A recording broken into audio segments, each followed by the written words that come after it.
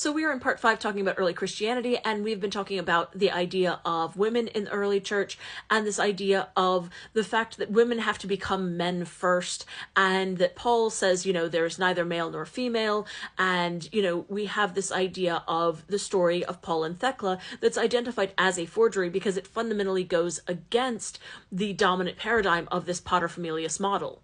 And we have to remember that Paul himself was actually pretty moderate about this. His idea was that there were neither male nor females, that everyone was more on a level playing field. And so most of his call-outs towards women were about excessive behaviors that were seen as normal within Roman society that he wanted to have stopped. So demonstrations of wealth, demonstrations of status, wearing your hair certain ways, wearing, certain kinds of pins and excessive jewelry to show your status among this group of people. Because Paul's idea is that we're all equal. This is an equal playing field. We don't have a high table here. Stop feeding these people first. We all share equally. Stop doing the things that mark you as better than others. Stop trying to show off. Stop trying to make yourself important. Stop trying to teach when you don't know what you're talking about. And this is a huge amount of the callouts that are happening in various contexts. But we also have all of the fact that Paul's letters fundamentally still upheld women as leaders, like Junia, right? And yet through the transliterations and all of these kinds of edits that happen to his stuff, we have interpolations, inserts into his letters, and then we have the forgeries, where Paul's letters fundamentally end up in a space where they're upholding the paterfamilias model, right? That male headship is dominant and that women's roles, especially through First Timothy. The First Timothy narrative is very much the favorite, citation of conservatives everywhere, is all of these elements of First Timothy, which we know is a forgery.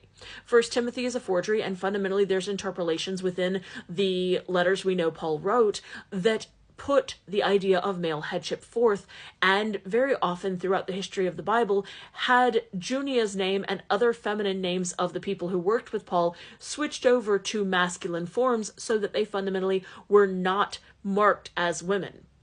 Because that just made sure that the narrative kept up, that women were not allowed to teach. Oh no, women are not allowed to teach at all. No, it wasn't just these women right here who didn't know what they were talking about. It's all women. No woman should have power over men. That's what Paul says. And fundamentally, that's what we have here with the idea of the narrative of Paul and Thecla. There's a reason that this one got called out as being a forgery in its time, because it upheld this badass woman who, one, made Paul look bad because Paul didn't protect her from a guy who, an aristocrat who was going to SA her, and she's the main character, and she's the one doing miracles, and she's going out and teaching, and she gets to baptize herself, and the orthodoxy's like, that's not allowable, we're not doing that, no, we can't possibly do that, right?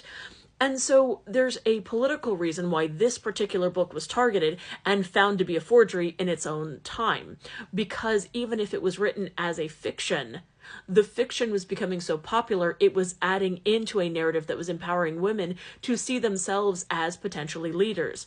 And that was not an okay thing by the orthodoxy standards. They did not want to have any women who felt empowered, like they could just go and follow God's call on their life, because they really wanted to push that kind of First Timothy baseline of like, no, you become holy by popping out babies for us. You become holy by childbirth and marriage and covering your head and like doing all the stuff we tell you to do.